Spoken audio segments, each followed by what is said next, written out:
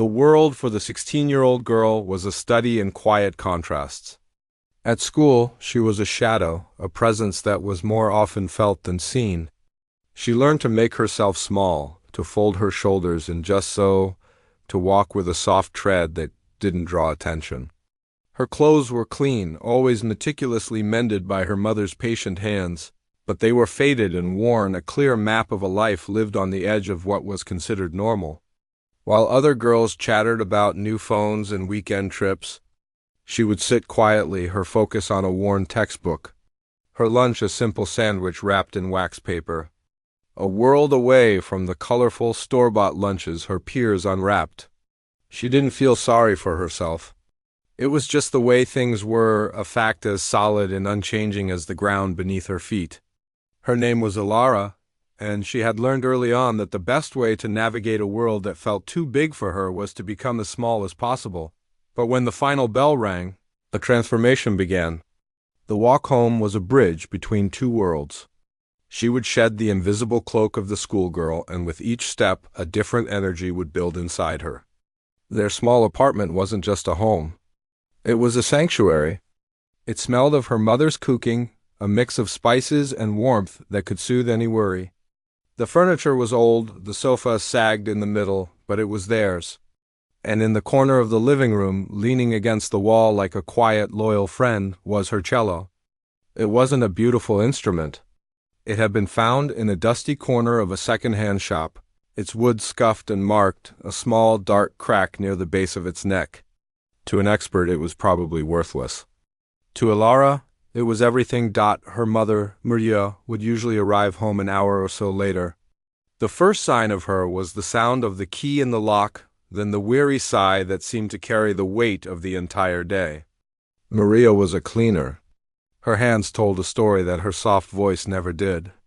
They were red and raw, the nails short and practical, the skin rough from the constant assault of harsh chemicals and endless scrubbing. She often smelled faintly of bleach and polish, a scent that Ilara had come to associate with love and sacrifice. Maria worked for a company that cleaned some of the city's grandest buildings, and her specialty was the prestigious Royal Albert Hall. "How was your day, mi amor?" Maria would ask, her smile tired but genuine as she sank into the worn sofa. "Fine." Ilara would reply the same answer she always gave.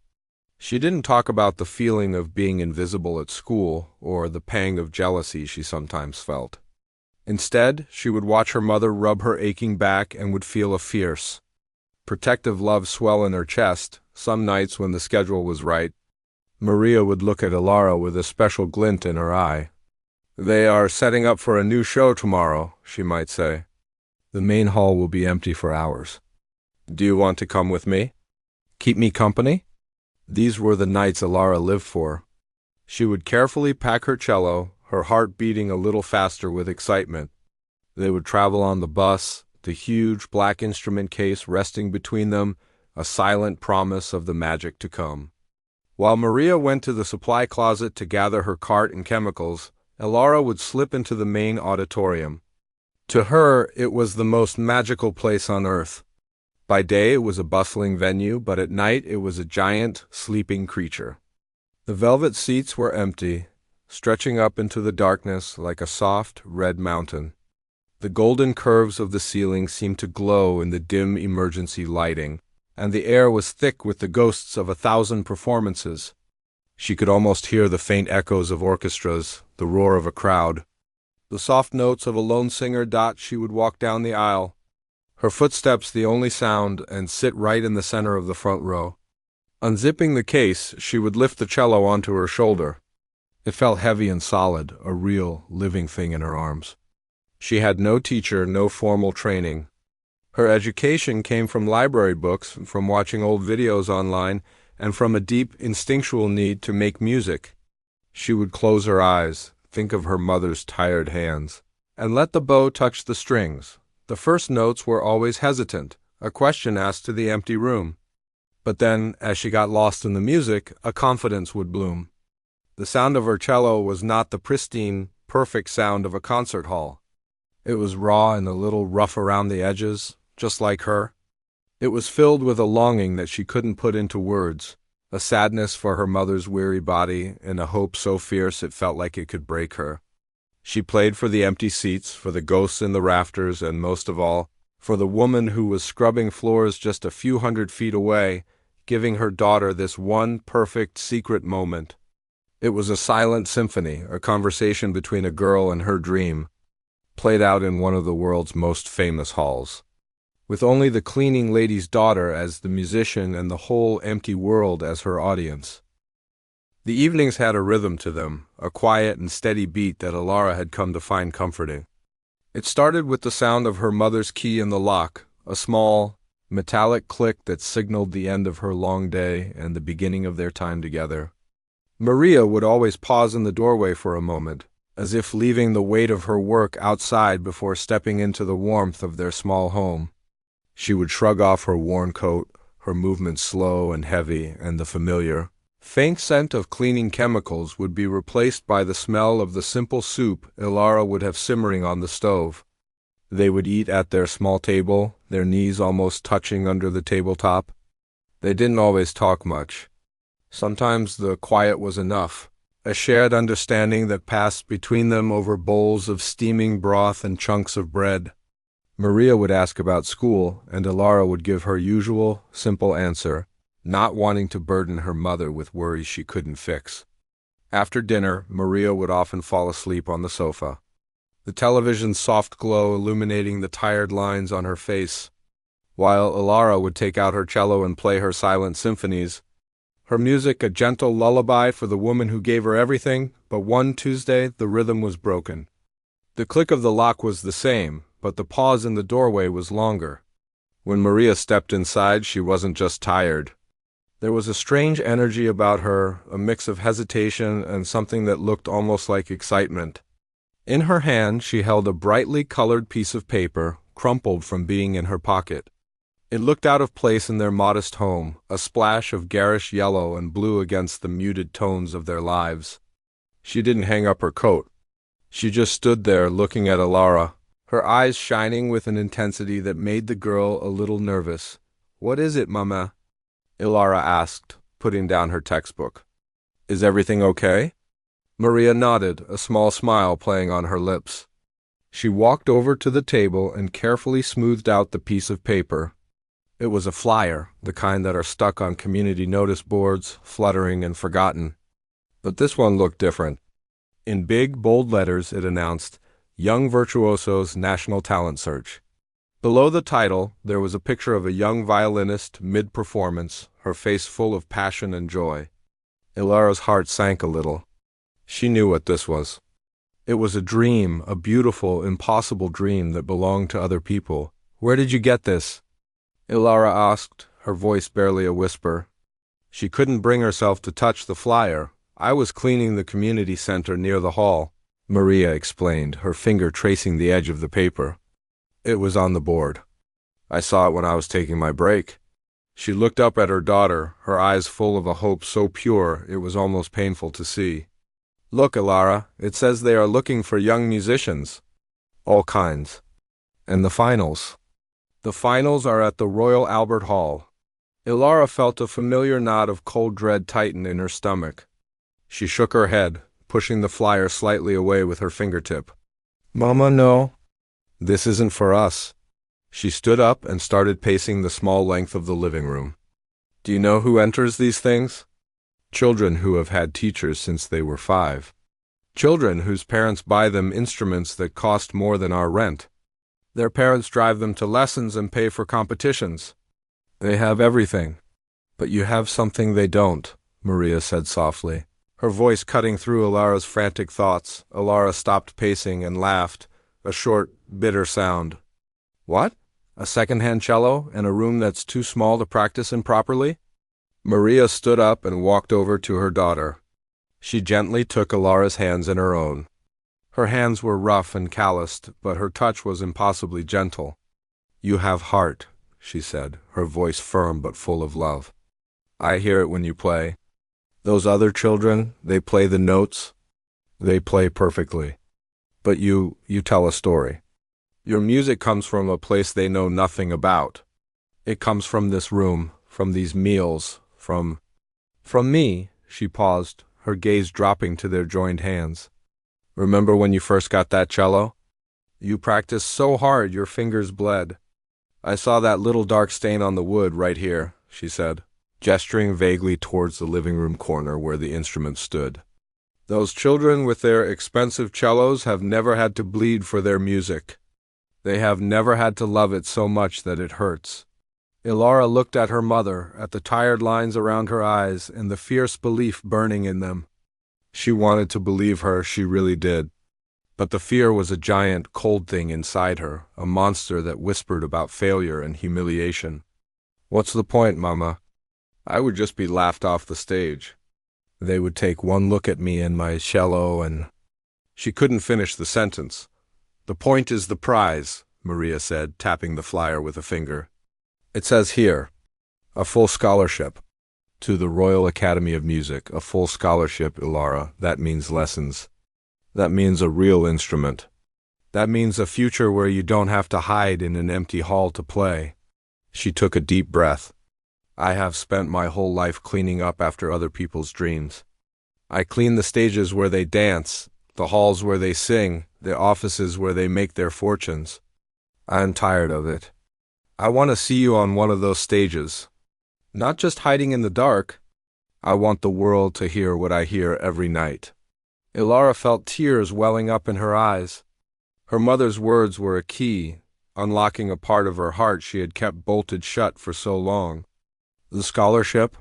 It wasn't just about winning a competition. It was a key to a different life, a life where her passion wasn't a secret shame but a celebrated gift. But the fear was still there, loud and demanding.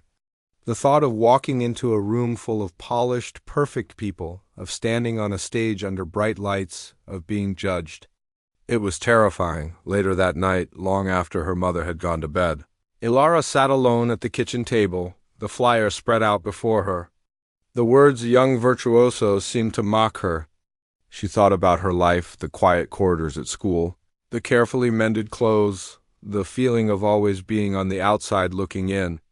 Then she thought about the music, the feeling of the cello against her shoulder, the way the bow felt like an extension of her own arm, the way the notes could fill up an empty space and make it feel whole. She thought about the Royal Albert Hall, the way her music sounded in that vast, beautiful space. It was the only place where she felt big, where she felt seen, even if the only audience was the empty seats. Her eyes fell on the application details at the bottom of the flyer. There was a fee, a small one, but for them it was a lot. It would mean her mother would have to work extra hours, skip something for herself. The weight of that sacrifice settled on her shoulders, heavier than any fear. She looked at the closed door to her mother's room, imagining the woman sleeping inside, her hands still sore from a day of hard work. Her mother, who saw a virtuoso in a girl with a worn-out cello. Her mother, who believed in a dream that Ilara herself was too scared to name. Slowly, carefully, Ilara folded the flyer. She didn't put it in the bin. She tucked it into the cover of her textbook, a secret promise to herself. The fear was still there, a cold knot in her stomach. But for the first time, something else was there too. A tiny, flickering spark of hope. And it was fueled by a love so powerful it felt like it might just be strong enough to light up the darkest stage. She would do it. She would do it for her mother. She would do it for the silent symphonies and the empty halls. She would do it for the girl who dared to dream of more. The days that followed were a strange blend of terror and determination. The flyer, which lived tucked inside her textbook, became both a source of anxiety and a secret anchor. Every evening, after her mother had fallen asleep on the sofa, Ilara would take it out and read the words again, Young Virtuosos. The name felt like a joke, a title that belonged to a different species of person. Yet the image of the full scholarship would bloom in her mind, a beautiful, impossible flower. Her mother had quietly paid the application fee, money she'd likely saved by skipping her own lunches for a week. A sacrifice that felt like a heavy, warm cloak around Ilara's shoulders. She couldn't back out. She wouldn't. The day of the regional auditions arrived with a gray, overcast sky that matched Ilara's mood perfectly. The journey on the bus was an exercise in feeling invisible. She clutched the huge black cello case to her chest, a bulky shield between her and the world. She watched the city blur past the window, her reflection a pale, worried face staring back. Other people on the bus were on their way to normal places, offices, shops, homes. She was on her way to a different universe, a place where she felt she didn't belong. The venue was a modern, glass and steel building that gleamed in the weak daylight. It looked expensive and intimidating, a place where important people did important things. As she walked towards the entrance, she saw sleek, expensive cars dropping off children who looked as polished and perfect as the building itself. They carried violin cases that seemed to shimmer, their parents fussing with their collars and wishing them luck with confident smiles. Ilara pulled the strap of her worn case tighter, feeling every scuff and scratch on it like a mark of shame. Inside, the atmosphere was a chaotic buzz of nervous energy. The air was filled with the sound of instruments, tuning, a flurry of notes from a flute, a deep rumble from a double bass, the delicate tinkle of a piano from behind a closed door. It was a symphony of talent, and Ilara felt like a single, discordant note. She found the registration desk, handed in her form, and was given a number with a clipboard to pin to her dress. She then retreated to a corner of the waiting area, trying to make herself as small as possible. She watched the other contestants. They were her age, but they seemed to live in a different world. They spoke of their teachers, of difficult passages in sonatas, of competitions in other cities. Their parents sat with them, offering quiet words of encouragement, their faces a mixture of pride and anxiety. Ilara was alone. Her mother was at work, scrubbing floors in an empty hall, trusting her daughter to be brave enough to face this room full of strangers. A girl nearby was practicing a piece on a small, elegant violin. The music was fast and complicated, a whirlwind of notes that flew from her fingers with an ease that made Ilara's stomach clench. It was perfect. Technically flawless. Ilara looked down at her own cello case, at the duct tape holding one of the latches together. What was she doing here? The doubt was a cold, creeping vine, wrapping itself around her heart and squeezing. She could just leave? She could walk out of this glass building, get back on the bus, and return to the safety of her small apartment. No one would really care. But then she thought of her mother's hands, rough and red from chemicals. She thought of the flyer, of the dream of a real education, of a life where her music wasn't a secret. The cold vine of doubt was met by a warm, steady current of love. She took a deep, shaky breath and held on to that feeling. After what felt like an eternity, a stern-looking woman with a clipboard called out her number. Number 47? The voice echoed in the large room. Ilara's heart leaped into her throat. This was it. She stood up, her legs feeling like they were made of jelly, and followed the woman down a long, narrow corridor. The sounds from the waiting room faded behind them, replaced by the muffled thud of their own footsteps. The woman stopped at a plain black door and gestured for her to go inside. "They're ready for you," she said, her expression unreadable. Ilara pushed the door open and stepped onto the stage. The transition was immediate and disorienting. The dim, quiet corridor was gone, replaced by a blinding wall of light from the stage lamps. For a moment she couldn't see anything, just a bright, white haze. She blinked, her eyes slowly adjusting. The stage was huge, much bigger than the one at the community hall. In front of her, the auditorium was a vast, empty space, a canyon of red velvet seats disappearing into the darkness. The silence was absolute, a heavy, pressing weight that felt louder than any noise. At a long table set up in the center of the front row sat three figures, the judges. They were bathed in their own pool of light, looking like characters from a play. The man in the middle was older, with silver hair and a severe face. He was looking at her over the top of his glasses, his expression one of immediate, undisguised skepticism. His eyes flickered from her face to the worn cello case in her hand, and a small, almost imperceptible frown creased his forehead. This was Alistair Finch, the famous critic, and his gaze felt like a physical blow, confirming every fear she had about not belonging. To his left, sat a younger woman with vibrant, brightly colored hair and an artfully ripped t-shirt. She looked completely out of place next to the stern critic. She was slouched in her chair, idly scrolling through her phone, looking utterly bored. This was Siobhan, the pop star, and she hadn't even looked up yet. Ilara felt a wave of insignificance wash over her. She wasn't even interesting enough to hold the pop star's attention for a second, but then Ilara's eyes found the third judge. To the right of Alistair sat an older woman with a kind, gentle face and silver hair pulled back in a soft bun. This was Eleanor Vance, the renowned composer. Unlike the others, she was looking directly at Ilara, and in her eyes there was no judgment, no boredom. There was just a calm, patient curiosity.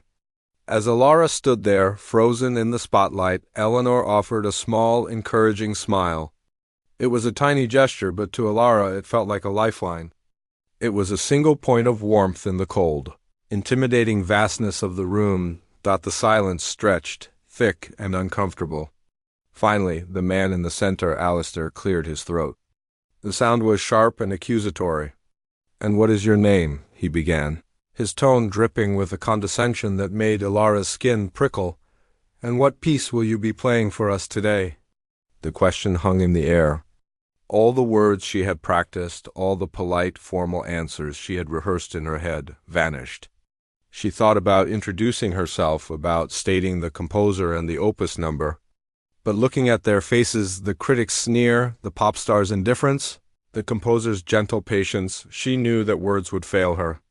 Words would just be more noise in a world that had already judged her. She had something else to say. Something that couldn't be expressed in a simple sentence. So she didn't answer. Instead, she took a deep breath, the air filling her lungs and chasing away the last of the cold fear. She walked to the center of the stage, the squeak of her simple shoes on the polished wood the only sound. She carefully placed her cello case on the floor, unzipped it, and lifted out her instrument. The scuffed, worn wood felt familiar and real in her hands. She sat down on the single chair provided, settled the cello against her shoulder, and took up the bow. The world shrank down to just this: the feel of the strings, the weight of the bow, the memory of her mother's tired smile, and the silent, encouraging gaze of one woman in the front row. She closed her eyes, and for the first time all day she felt a sense of calm. She was ready to speak. She did not speak. She did not give them the name of the piece or the name of the composer. In the blinding light, with 3 pairs of eyes fixed upon her, words felt useless, like trying to capture the ocean in a teacup. She had a different language to speak. Taking a deep, shaky breath, she closed her eyes, shutting out the judges, the empty hall, and the crushing weight of their expectations. In the darkness behind her eyelids, there was only the feeling of the worn wood of her cello against her shoulder and the memory of her mother's weary smile. Then she let the bow touch the strings. The first note was not perfect. It had a slight scratch, a human flaw that would have made a teacher wince. But in that vast, silent room it was like a crack of thunder. It was raw and real, and it cut through the sterile air with an honesty that was startling. The stern critic, Alistair, who had been poised with his pen, ready to jot down a scathing note, found his hand frozen mid-air. That sound, it was not the clean, polished tone of a prodigy. It was the sound of something lived in, something with a history. The melody that followed was Bach's Cello Suite No. 1, a piece so famous it was almost a cliché. But this was not the version they knew. This was not a pristine museum piece performance. This was the music of empty hallways. The opening notes were slow and questioning, like the echo of a single footstep in a massive, empty auditorium. Each note hung in the air, lonely and deliberate, painting a picture of a girl walking down the aisle of a darkened theater, her only companion the ghost of her own ambition. The music was the sound of silence, given a voice. It was the feeling of being small in a space designed for grandeur. Alistair, the critic, felt his analytical mind, the part of his brain that categorized and critiqued, begin to falter. He could hear the technical imperfections, a slightly rushed passage here, a note that was not quite true there. But they didn't matter. They were like the wrinkles on an old person's face, signs of a life fully lived, not flaws to be corrected. The music was telling a story, and his critical brain was being overruled by his human heart. He found himself leaning forward, his pen now forgotten on the table, his entire being focused on the girl and her battered instrument to his left. Siobhan, the pop star, had finally put down her phone. The endless scroll of social media feeds and gossip columns had vanished from her mind. She was used to music that was loud, that was produced, that was designed to be catchy and disposable. This was something else entirely. This music had texture. It had grit. As the melody shifted into a more melancholic movement, she felt a strange tightness in her chest. The music was weeping. It was the sound of her mother coming home, too tired to talk, the sigh she let out as she sank into a chair. It was the sound of wanting something you couldn't have, a feeling so universal it hit her with the force of a physical blow. She saw the girl's worn dress, the scuffed cello, and suddenly she understood. This wasn't a performance. It was a confession. A single tear escaped and traced a path down her cheek, and she didn't even bother to wipe it away, but it was the third judge, Eleanor, who understood the most. As a composer, she spoke the language of emotion through notes. She had closed her eyes the moment the first note was played, not to be rude, but to listen more deeply. She wasn't just hearing the cello. She was hearing the story behind it. She heard the echo of sweeping brooms in the deep, resonant notes. She heard the fierce, protective love in the way the girl's fingers pressed down on the strings, a touch that was both gentle and desperate. The music was a conversation between a daughter and the mother who sacrificed everything for her. Eleanor's hands were clasped in her lap, her knuckles white. A small, proud smile graced her lips. She was not just hearing a talented amateur. She was witnessing the birth of an artist. Then the music began to change. The sadness and loneliness were still there, but a new feeling emerged. The tempo quickened, just slightly. The notes became stronger, more insistent. It was no longer a question. It was an answer. It was the sound of hope, a tiny, flickering candle flame in a dark room. It was the defiance of a girl who refused to be defined by her circumstances. The melody began to soar, a bird suddenly breaking free from a cage. It was the sound of a dream that had been whispered in secret for so long, finally finding its voice and shouting. It was fierce and it was beautiful, and it filled every corner of that vast, empty hall. Alistair was completely lost. The man who had built a career on finding fault, on maintaining a professional distance, felt the air leave his lungs. He saw the girl not as a contestant to be judged, but as a force of nature.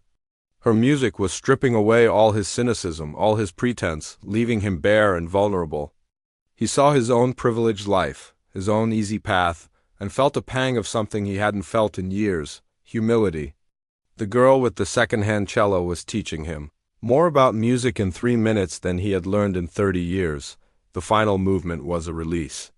It was not a triumphant, fanfare-like ending. It was a resolution. The soaring melody softened, the tempo slowed, and the music became a statement of profound, unwavering love. It was a thank-you note written in notes, a dedication to the woman who scrubbed floors so her daughter could have this one moment. The last note was not sharp or loud. It was gentle, fading slowly into the silence, like a breath being held and then slowly, peacefully released. The bow lifted from the strings. The girl's arm fell to her side. Her eyes remained closed, and in the entire auditorium there was not a single sound. No one moved. No one breathed. It was a sacred, stunned silence. The air was thick with unshed tears and unspoken thoughts. The 3 judges sat as if turned to stone. Alistair's jaw was slack, his eyes wide with a mixture of shock and awe. Siobhan was staring at the stage, her hands covering her mouth, her makeup running. Eleanor simply had her eyes closed, a single tear tracing a path through her makeup, a look of profound peace on her face. The few staff members standing at the back of the hall were frozen, their tasks forgotten. The girl had poured her entire soul into the music, and now that the music had stopped, her soul seemed to hang in the air, filling the space with a raw, undeniable truth that no one knew how to respond to. The judgment was over long before anyone had spoken a single word. The final note hung in the air, a fragile, vibrating thing that seemed to hold all the sadness and hope in the world. Then it was gone, and in its place a silence was born. It wasn't an empty silence. It was a full one, heavy and sacred, packed with a meaning that no one could yet put into words. On the stage, the girl kept her eyes closed, her head bowed, her body still trembling from the effort. She was afraid to open them. In her experience, silence after she played meant disappointment. It meant the polite, awkward pause before someone said, "That's nice." She braced herself for the condescending praise, the quiet dismissal, but this silence felt different. It was a living thing. It pressed in on her, not with judgment, but with a kind of stunned reverence. In the front row, the three judges were statues. The stern critic, Alistair, had dropped his pen. It lay on the floor beside him, forgotten. His mouth was slightly open, his face a mask of utter disbelief. The analytical, critical part of his brain, the part that had been sharpened for decades, to find flaw, to categorize, to rank, had simply shut down. It had no framework for what it had just witnessed. He had heard thousands of performances of that same piece, by the best musicians in the world, but none of them had sounded like that. None of them had sounded like truth. Beside him, the pop star Siobhan was no longer bored.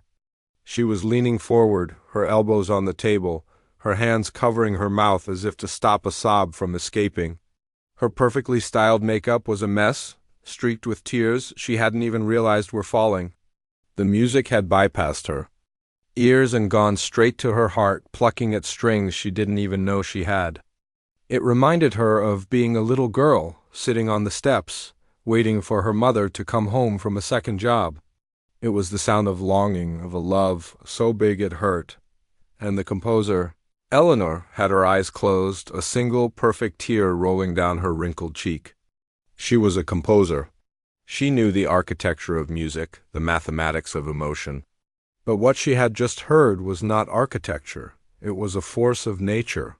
It was a river that had broken its banks, flooding the room with raw, unfiltered life. She was not just hearing a performance.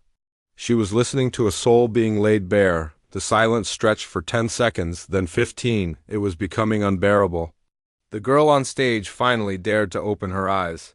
She saw the judges, frozen in their poses of shock. She saw the few staff members at the back of the hall, standing perfectly still, their faces turned up to her. And she thought, asterisk, I failed, I broke it. I played so badly I broke the room. Asterisk, then, a sound broke the spell. It came from the back of the hall. A single man, a sound technician with headphones around his neck, began to clap. It wasn't polite, gentle applause. It was a slow, heavy clap, full of conviction. Another person joined in. Then another. Within seconds, the quiet room was filled with a roar. It wasn't just clapping, it was an explosion. The staff members were on their feet, cheering and whistling. The sound was so loud, so physical, it felt like a wind pushing against her. The girl's eyes widened in shock. She looked down at the judges. Alistair was on his feet, his hands clapping together so hard it looked painful. Siobhan was wiping her eyes, a huge, genuine smile on her face as she shouted, "Bravo!" Eleanor was already standing, her applause measured and graceful, but her face was beaming with a pride that felt maternal. The entire room was on its feet, a wave of sound and emotion crashing over the stage, washing over the girl who still couldn't quite believe what was happening. This wasn't the quiet, polite dismissal she had feared. This was a thunderous, overwhelming acceptance. Alistair had to clear his throat multiple times before he could speak. He picked up his microphone, his hand shaking slightly. In 30 years of doing this," he began, his voice unsteady, a stark contrast to his usual commanding tone, I have never been so profoundly moved. I came here today to judge a competition, to find a winner. But what I just witnessed, that wasn't a competition. That wasn't a performance. That was a revelation." He looked directly at the girl, his eyes filled with a respect she had never dreamed of receiving. "You didn't just play the notes. You told us the story behind the notes. You told us your story. And it was the most beautiful thing I have ever heard. Siobhan took the microphone next, laughing through her tears. I have nothing to add, she said, her voice thick with emotion. I have no notes. I have no clever critiques. I feel like I need to call my mom. You just feel it, you know? That's all music is supposed to do, and you did it. Thank you. Then it was Eleanor's turn? She didn't need a microphone. Her voice, though soft, carried a quiet authority that filled the hall. My dear, she said, her gaze kind and wise. There are musicians who have perfect technique. They play every note exactly as it is written on the page. And then there are artists. Artists use the notes to tell the truth. You are an artist. The world needs to hear your music. It needs your truth. Welcome. The last word was not just a statement. It was an invitation. An invitation into a world she had only ever dreamed of. Backstage, in the shadows of the wings, a woman in a simple cleaner's uniform stood clutching a bucket and mop to her chest. Maria had been given special permission to wait there, a small kindness from a stagehand who had seen the worry in her eyes. She had heard everything. She had heard her daughter's loneliness, her hope, her fierce love, all translated into a language she couldn't understand, but could feel in the deepest part of her soul. When the applause had erupted, she had sunk to her knees, her body shaking with silent, racking sobs. They were not tears of sadness, but of a pure, overwhelming pride so powerful it felt like it might burst her heart. All the years of scrubbing floors, of aching backs, of skipped meals, of quiet sacrifices, it had all led to this moment. Her daughter, her beautiful, talented daughter, was not just being heard. She was being celebrated. When the girl walked off the stage, her legs still unsteady, she saw her mother there. She dropped her cello case and ran into her arms. They didn't need to say anything. They just held each other, two figures in the dim light of the wings, a cleaner and a musician, a mother and a daughter, sharing a victory that belonged to them both. You did it, mi amor, Maria whispered, her voice choked with tears. The girl shook her head, burying her face in her mother's shoulder. We did it, Mama, she whispered back. We did it. A few weeks later, a formal letter arrived, thick and creamy, with the seal of the Royal Academy of Music. It was the scholarship, a full ride, offering her a new life, a new instrument, and a place in a world she had only ever observed from the shadows. But the real prize had already been given, in that silent, sacred moment after the music stopped. It was the look on the critic's face, the tears in the pop star's eyes, and the proud, loving embrace of a mother who knew that the most beautiful music doesn't always come from the most expensive instruments. Sometimes it comes from a heart that has learned to sing in the quietest of rooms, waiting for a chance to be heard. And for the cleaner's daughter, that chance was just the beginning.